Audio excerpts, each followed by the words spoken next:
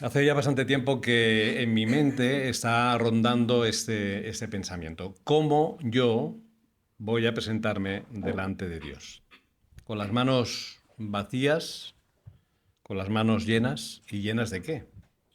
Quizá con las manos vacías sería un poco triste, ¿no? Pero si están llenas, ¿llenas de qué, no?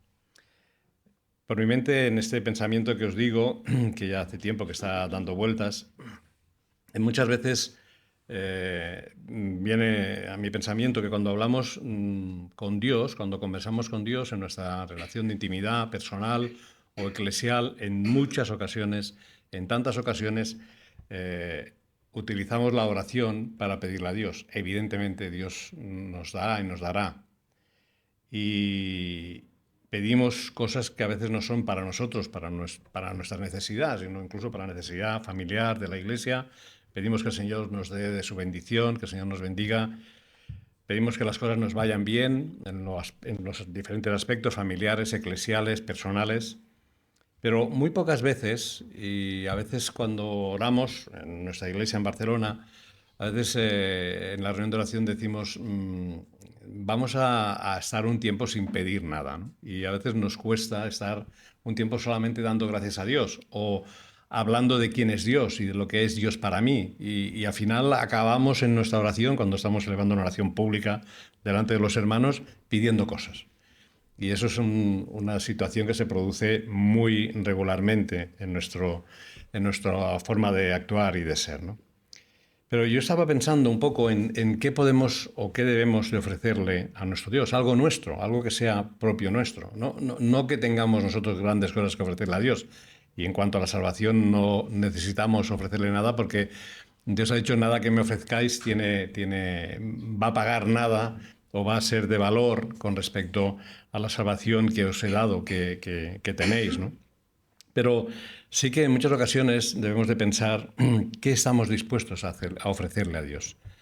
¿Qué estamos dispuestos a presentar delante de Dios con nuestras vidas, con lo que hacemos? ¿Estamos dispuestos a dar ofrendas o sacrificarnos por y para Dios? ¿O solo a recibir de Dios pues bendiciones y bienes? Y no me entendáis mal, no se trata de acudir a Dios con una serie de sacrificios y ofrendas a modo de lo que entendemos como tales y de lo que encontramos en la palabra de Dios, abundantes ejemplos de cómo Israel en el Antiguo Testamento actuaba y hacía las cosas en cuanto a los sacrificios y ofrendas. Por otro lado, los sacrificios y ofrendas que tenían nuevamente que ver con arrepentimiento, con limpieza de pecado, con restaurar la comunión con Dios. En definitiva, no se trata de compensar o de devolver a Dios por un favor inmerecido, como es la salvación, que por otra parte Dios no exige ningún pago ni a cuenta ni definitivo, que hagamos nada por pagarle el bien recibido, ni para compensarle por las bendiciones que el Señor nos da. Pero vamos a ver, o vamos a intentar desarrollar, o quiero intentar desarrollar ese tema con algunos versículos que iremos viendo más adelante, ¿no? O quisiera partir de la distinción entre ofrenda y sacrificio. Y no voy a hablar de ofrenda económica, que también se podría incluir en esta de forma explícita. No voy a hablar de ello especialmente, de la ofrenda económica, aunque evidentemente podemos aplicarlo a nuestras ofrendas, ¿no?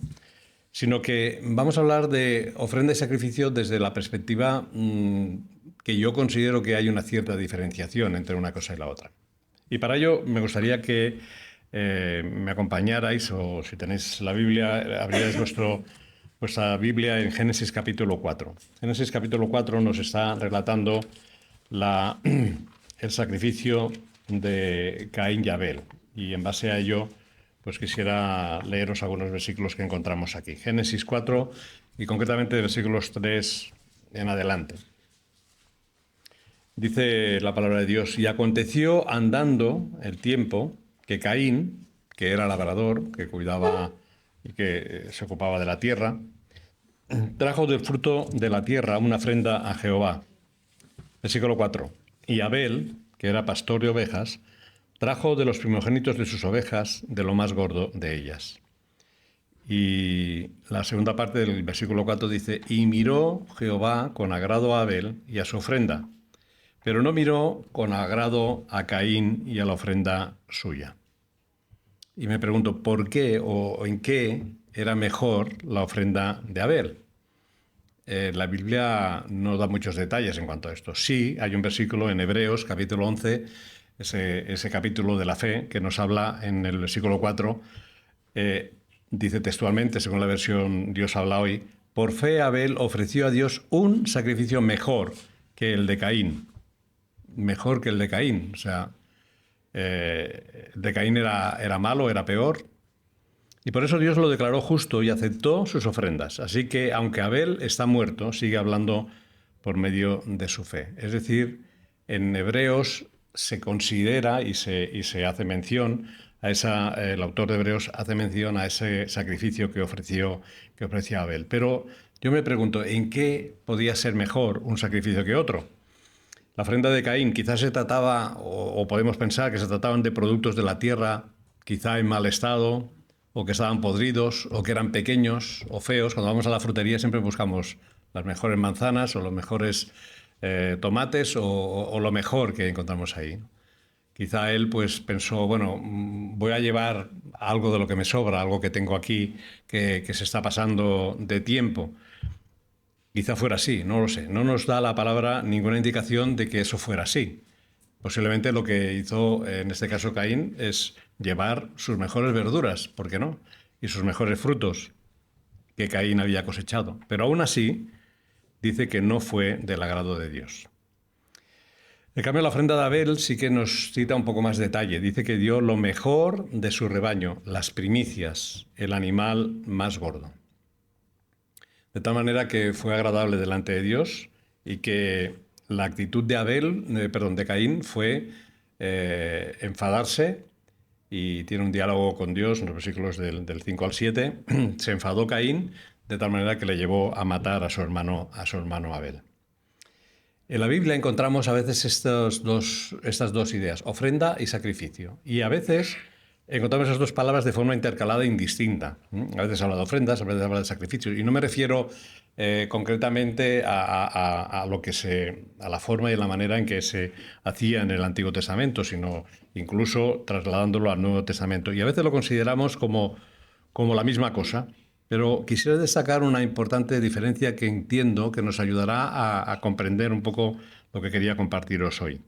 Incluso también en el Antiguo Testamento aparece otra tercera palabra referente al sacrificio de animales, que se refería al holocausto, ¿no? Eran dos cabritos, uno lo sacrificaban y otro lo dejaban en el monte. Bueno, todo ese ceremonial de sacrificios de animales que encontramos en el Antiguo Testamento, pues podemos verlo y está ahí para poderlo discernir. Pero yo quisiera destacar o concentrarme, mejor dicho, entre lo que es ofrenda y sacrificio. Y fijaos lo que quería compartir con vosotros. La ofrenda se refiere a un regalo que se ofrece a Dios de manera voluntaria. Habían ofrendas también en el Antiguo Testamento, y ofrendas más sencillas y ofrendas de vegetales, etcétera, en el Antiguo Testamento, y está reflejado ahí, ¿no?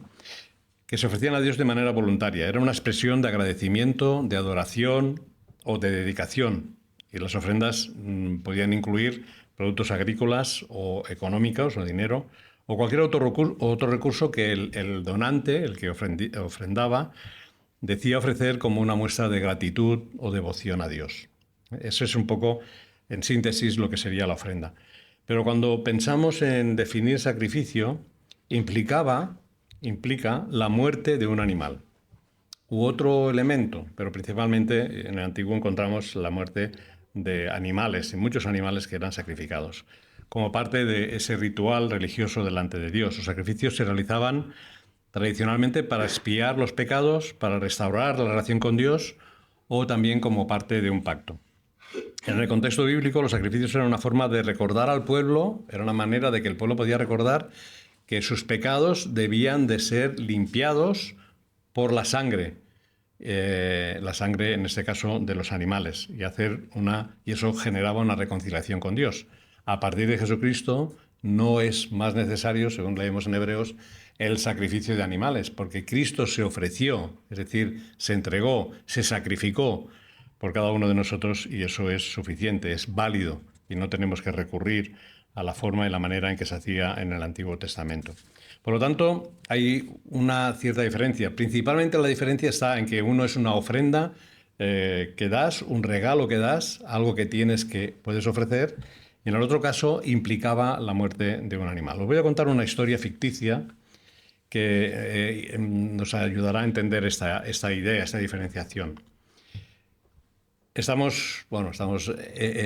Sucedió en una granja de animales, se reúnen todos los animales, llevan varios días sin comer, tienen hambre, convocan una asamblea, todos los animales de la granja convocan una asamblea para ver de solucionar el asunto, para ver de cómo aliviar el hambre que estaban padeciendo en ese momento.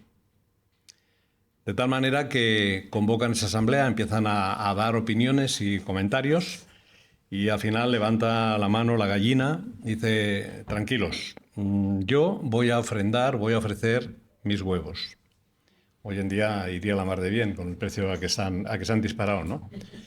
Bien, todo el resto de animales de la granja empiezan a aplaudirle: estupendo, bravo, fantástico. Y en el fondo de la asamblea, y al final, se levanta un animal y se dirige al cerdo y le dice: ¿y tú podrías poner el jamón? ¿Y tú podrías poner el jamón?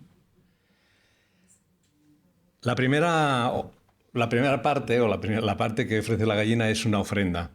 Puede ofrendar algo que tiene, algo que por naturaleza puede ofrecer. Pero cuando le preguntan al del cerdo si puede traer el jamón, eso implica algo más grave, un sacrificio, ¿no? Todos entendemos de forma imaginativa lo que he querido deciros, ¿no? Con lo que es la ofrenda, dar lo de que por naturaleza tienes o generas, la gallina, y lo que significa el sacrificio personal, el cerdo, ¿no? Entonces, ¿cómo me presentaré delante de Dios? ¿Con las manos vacías? ¿Con las manos llenas? ¿Pero llenas de qué? Porque muchas veces nos presentamos delante de Dios y presentamos delante de Él quejas, excusas, justificaciones, acusaciones, angustias, reclamaciones, protestas, lamentos, reproches, críticas, objeciones, disconformidades, etcétera, etcétera, etcétera. Nos presentamos delante de Dios quejándonos, nos presentamos delante de Dios: esto no puede ser, o fíjate, mira lo que me ha pasado, esto no es justo, etcétera, etcétera. O bien con las manos vacías: no tengo nada que ofrendarte, no tengo nada que darte, no tengo nada que traerte. Yo sé que tú no lo necesitas, Dios. Yo sé que tú no me estás pidiendo que te entregue nada. Pero miradlo desde la perspectiva tuya o mía personal, ¿no? ¿Qué puedo ofrecerle a Dios? ¿Qué puedo ofrecerle a Dios? ¿Os acordáis? Quiero mencionar algunas ideas, ¿no? En qué es todo esto que estoy hablando. Miqueas capítulo 6, versículos de 6 al 8, en Dios habla hoy, en la versión Dios habla hoy, Miqueas está hablando: ¿con qué me presentaré a adorar al Señor, Dios de las alturas? ¿Me presentaré ante Él con becerros de un año para ofrecérselo en holocausto? ¿Se alegrará el Señor si le ofrezco 1000 carneros o 10.000 ríos de aceite?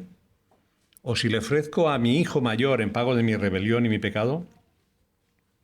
Y la respuesta de Miqueas en este caso dice: el Señor ya te ha dicho, oh hombre, en qué consiste lo bueno y qué es lo que Él espera de ti. Que hagas misericordia, que seas fiel y leal y que obedezcas humildemente a tu Dios.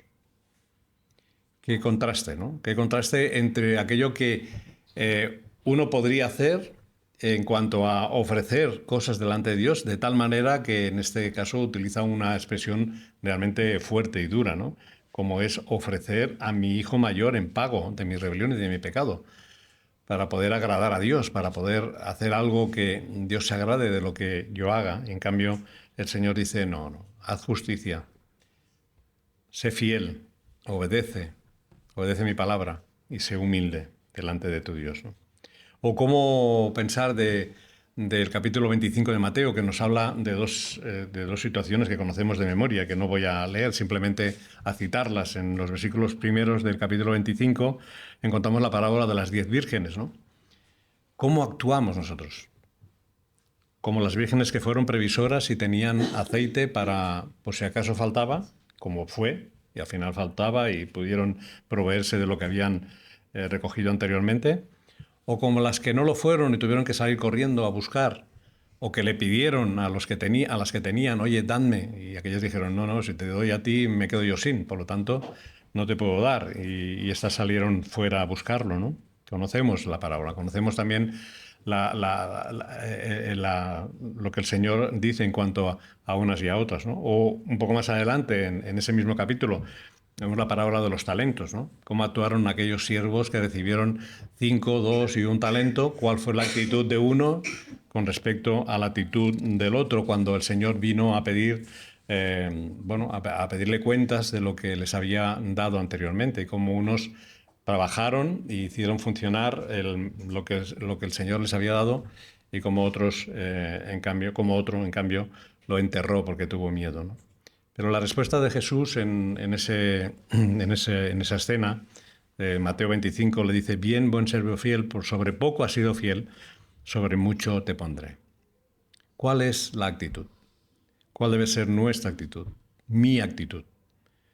La de los que negociaron y ganaron, la de las mujeres que fueron previsoras y buscaron la forma y la manera de tener aceite, o las de que tuvo miedo y lo enterró, o las de aquellas mujeres que que tuvieron que salir corriendo a buscar aceite y después llegaron tarde, ¿no? Con las manos llenas. Recordamos la parábola de los talentos y quisiera citar dos actitudes que son importantes y que me gustaría dejar con vosotros en el sentido de que pudierais pensar en ello. ¿Cómo debe ser nuestra actitud delante del Señor? ¿Qué puedo ofrecerle yo al Señor? Fijaos lo que dice en Josué 24:15, no hace falta que lo busquéis, simplemente os lo leo. Josué, al final de su vida, al final de poco antes de morir, reunió al pueblo después de haber estado, de haber conquistado la tierra, repartido la tierra, y al final de sus días. Y en Josué 24:15 dice, si mal os parece servir al Señor, escogeos hoy a quien sirváis. Si a los dioses a quienes sirvieron vuestros padres cuando estuvieron al otro lado del río, o a los dioses de los amorreos en cuya tierra habitáis. Pero yo y mi casa serviremos al Señor. Una actitud de servicio, una actitud de entrega. Eso es lo que yo puedo ofrecerle a Dios, una actitud de mi entrega a Él. Y la actitud de mi entrega a Él no tiene que ver en qué puedo hacer yo por Dios. Dios no necesita nada, pero sí que tiene que ver en lo que yo puedo hacer por mis hermanos, o por las personas, aunque no sean cristianos, por las personas que hay a mi alrededor. En cómo puedo hablarles, cómo puedo ayudarles, cómo puedo ser de bendición para ellos, cómo puedo hacer cosas, no tanto por conseguir o por merecer algo, ni por alcanzar un mérito inmerecido, sino porque el Señor me está animando, me está diciendo, si yo he dado mi vida por ti, ¿qué vas a hacer tú? ¿Qué puedo hacer yo para el Señor? Y la idea de Josué en este versículo en concreto, ese de yo y mi casa serviremos al Señor, es algo que me ha hecho pensar muchas veces. Yo y mi casa serviremos al Señor. Y centrándolo más en una forma más personal, ¿no? Porque a veces en mi casa llega un punto en que no todo lo que yo decida o diga es respetado, seguido, porque los hijos son mayores, cada uno pues ya empieza a tener una edad y toma sus decisiones. Pero yo serviré a mi Señor. O Isaías capítulo 6, versículo 8. Otra actitud. Primero es una actitud de servicio de Josué, y ahora quisiera llevaros a otra actitud de Isaías capítulo 6, versículo 8. Recordamos ese momento del llamado de Isaías. Dice que después oí la voz del Señor que decía, ¿a quién enviaré y quién irá por nosotros? Y entonces respondí yo, aquí me tienes, envíame a mí. Son dos ejemplos, que hay más en la Biblia, pero bueno, he querido simplemente, para no desviar mucho la atención, centrarme en esos dos. Uno que tiene que ver con una actitud de servicio, de servir al Señor, de entregar mi vida para ayudarle en la relación en la iglesia o con mis hermanos, y otro es tener una disposición de estar presente, de ponernos delante, de decir, yo estoy aquí, Señor, ayúdame, porque sin tu ayuda, evidentemente, como decía Moisés, si tú no vienes conmigo, yo no me muevo de aquí, pero sí con una actitud de servicio y de entrega hacia los demás. Después oí la voz del Señor que decía: ¿a quién enviaré y quién irá por nosotros? Y entonces respondí yo: aquí me tienes, envíame a mí. ¿Cuál es tu elección? ¿Cuál es tu decisión con respecto a Dios? Es una decisión personal, es una actitud personal. Algo que tienes que alcanzar por ti mismo. Algo que tienes que reaccionar en tu interior. ¿Cuál es mi elección o cuál es mi decisión en cuanto a darme hacia el Señor? ¿A qué presentarme delante de Él? ¿Una actitud de queja, una actitud de o simplemente de pasar, de decir que lo haga otro, o una actitud de servicio, una actitud de entrega? Una actitud de decir: Señor, no soy o no tengo grandes capacidades a lo mejor, o pienso yo que no tengo grandes capacidades, pero estoy dispuesto a servirte, estoy dispuesto a ayudar. Y lo haré ayudando a otros, y lo haré compartiendo el Evangelio con otros, y lo haré enseñándoles a otros, o lo haré participando en la Iglesia en cualquiera de las áreas o los ministerios que tengamos. Con las manos llenas, no llenas de quejas, no llenas de reproches, sino llenas de ganas de bendecir a los demás, llenas con una actitud de bendición para otros. Creo que eso es un reto personal, mío personal, que quiero compartir hoy con vosotros, pero creo que cada uno de vosotros puede hacer algo o puede pensar en su situación personal, en qué hacer con el Señor, qué darle, qué ofrecerle al Señor, qué ofrecerle, cuál es nuestra elección, cuál es nuestra decisión. Termino con el Salmo 51, versículos 16 y 17. El Salmo 51 es un salmo de arrepentimiento de David. Natán habló con David a causa de su adulterio con Betsabé, y este salmo recuerda o habla acerca de ello. Y uno de los versículos 16 y 17 nos habla un tanto de lo que os he compartido hoy, ¿no? Dice David, escribe y dice: pues tú no quieres ofrendas ni holocaustos, yo te los daría. No quieres sacrificios que yo haría, que yo daría. Animales que podría, pensando en la mentalidad del tiempo y la situación que vivía David. Yo te los daría, pero no es lo que te agrada. Pero no es lo que te agrada. Yo, si tuviera mucho dinero, podría ofrendar mucho. Si tengo poco, pues ofrendo poco. La importancia es cómo lo damos, la manera en que lo damos. El darnos no tanto en lo económico, sino darnos con nuestras vidas. Las ofrendas a Dios son el espíritu dolido. Tú no desprecias, oh Dios, a corazón hecho pedazos. Y en muchas ocasiones nuestras vidas pasan por situaciones o por momentos en los que nos encontramos hecho pedazos. Nos encontramos insatisfechos, nos encontramos preocupados, nos encontramos con dificultades, nos encontramos con tensiones, pero el Señor nos restaura, el Señor nos levanta. El Señor es quien tiene el poder, y nosotros también hemos recibido el poder de Dios, el poder para ofrecerle a Él, para darle a Él de nuestra entrega, de nuestro servicio, de nuestra disposición para ayudar, para hacer crecer el Evangelio, para hacer crecer el testimonio, para hacernos crecer mutuamente unos para con otros. Que el Señor nos ayude, nos bendiga, a que esta reflexión mía personal, pero que quería compartir con vosotros, pueda también haceros pensar por un tiempo, por un momento, para que las decisiones que toméis o las actitudes que toméis sean actitudes que alaben a Dios, que glorifiquen a Dios. Que el Señor nos bendiga.